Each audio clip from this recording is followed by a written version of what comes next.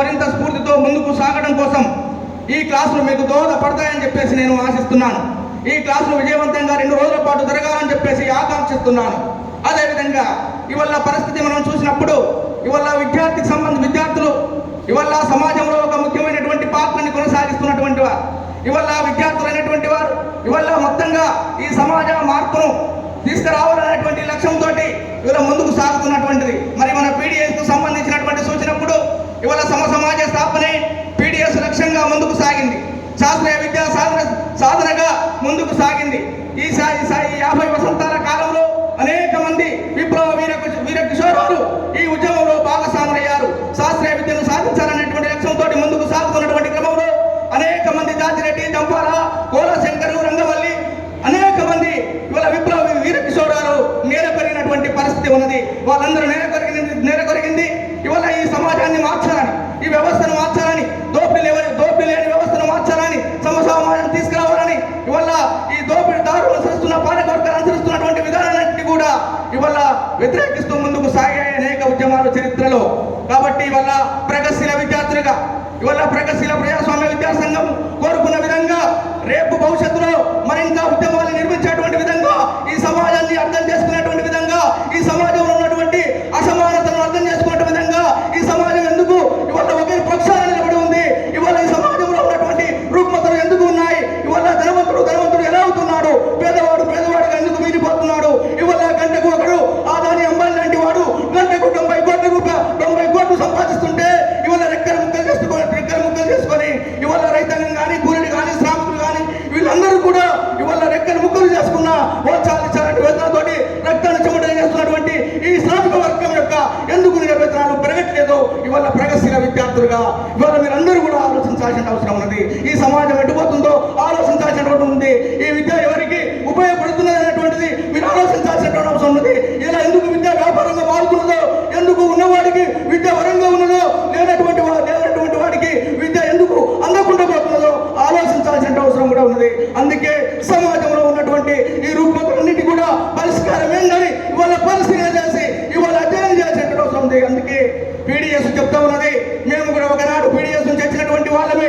87 ప్రాంతం 88 ప్రాంతంలో పీడిఎస్ విద్యార్థులుగా మేము ఆనాటి నుంచి కొంతకాలం వరకు పీడిఎస్ లో మేము కొనసాగాం. అందుకే పీడిఎస్ ఏ విద్యార్థి ఎదుర్కోవాలో, ఏ విద్యార్థి మంచిదో, ఏ దారి చెడ్డదో, ఏ దారి సమాజం గురించి ఆలోచించేదో, సమాజం గురించి ఆలోచించేటువంటి దారిని ఎంచుకొని శాస్త్రీయ విద్య కోసం ఏ విద్యార్థిని ఎటు పోవాలనేటువంటిది నిర్ణయించి చెప్పేదే పీడిఎస్ అనేటువంటి విషయాన్ని కూడా మీరందరూ కూడా దృష్టి పెట్టుకోవాలి. అందుకే ఇవాళ పీడిఎస్ ఇవాళ పాలక వర్గాలు విద్య పట్ల చిన్న చూపు చూస్తున్నది. విద్యా సమాజంలో ఒక భాగం అవుతున్నది. విద్యా సామాజిక మార్పును కోరుకునే దాంట్లో భాగం అవుతున్నటువంటి దీనిని పాలకులు విస్మరిస్తున్నారు. అది ఏ పార్టీ పాలకులు ఏ అధికారంలో ఉన్నప్పటికీ కూడా అది బీఆర్ఎస్ లేకపోతే కాంగ్రెస్ ఇంకోటే కాదు. ఇవాళ మొత్తం కూడా బీఆర్ఎస్ ఇచ్చినటువంటి విద్య కోసం అది కూడా అనేక మంది మర్చిపోయింది విద్యార్థులోకాన్ని.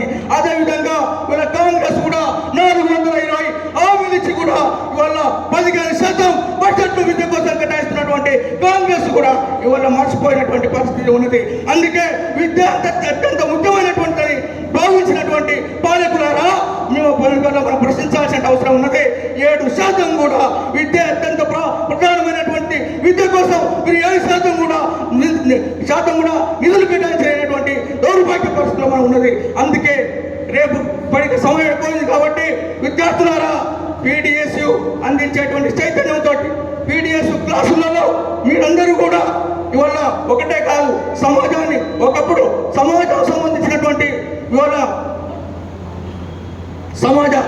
సమాజాన్ని ఇవాళ చదవాలి. సమాజం చదవడం అంటే శ్రామిక వర్గం చేస్తున్నటువంటి శ్రమను గుర్తించడం. సమాజం చదవడం అంటే ఇవాళ ఈ తేడాన్ని గమనించడం. సమాజం చదవడం అంటే శాస్త్ర విద్య అంటే ఖచ్చితంగా ఏదైతే మన శ్రామిక వర్గం 180 మంది శ్రామిక వర్గం చేస్తున్నటువంటి శ్రమను గుర్తించే విధంగా మన విద్యా విధానం ఉండాలని కోరుకునేది పీడిఎస్. అందుకే ఇవాళ ఈ పాలకులు అనుసరిస్తున్నటువంటి విధానాలు ఇవాళ ప్రశ్నిస్తే గొంతులు నొక్కుతున్నటువంటి పరిస్థితి, ఇవాళ ప్రజాస్వామ్యం కూలైనటువంటి పరిస్థితి, ఇవాళ రాజ్యాంగ స్ఫూర్తి, రాజ్యాంగ విలువలు ఇవాళ లేకుండా పోతున్నటువంటి పరిస్థితి. అందుకే లౌకిక విలువలకు స్థానం లేకుండా చేసేటువంటి పరిస్థితి ఇవాళ బీజేపీ అనుసరిస్తున్నటువంటి చేస్తున్నటువంటి విధానాలన్నీ కూడా మీరందరూ తెలుసుకోవాల్సిన అవసరం ఉంది. ఒక చదివే కాదు, అందుకే పీడిఎస్ చదువుతూ పోరాడు, చదువుకై పోరాడు, సమాజాన్ని అధ్యయనం చేయి, సమాజ మార్పు కోసం పోరాడేటువంటి నినాదం ఏదైతే ఉందో ఆ వెలుగులో రేపు భవిష్యత్తులో మీరందరూ కూడా ఇవాళ సమాయత్తం కావాల్సినటువంటి అవసరం ఉన్నది. రేపు ఇవాళ విద్యార్థులుగా రేపు జరిగేటువంటి మార్పులో అనేక మంది ఎవరు వీరులు మనకు అందించినటువంటి రక్త తర్పణం చేసి వాళ్ళు అందించినటువంటి పీడిఎస్ జెండాను రేపు మరింత బలపడాడిస్తూ మన ఉద్యమాన్ని రాష్ట్రంలో మరింత బలోపేతం చేయాల్సిన అవసరం ఉన్నది. ఆ విధంగా బలోపేతం చేస్తూ మన విద్య కోసం ఏదైతే బడ్జెట్ ఉందో దాన్ని పెంచుకునే విధంగా వారి యొక్క విద్యార్థులకు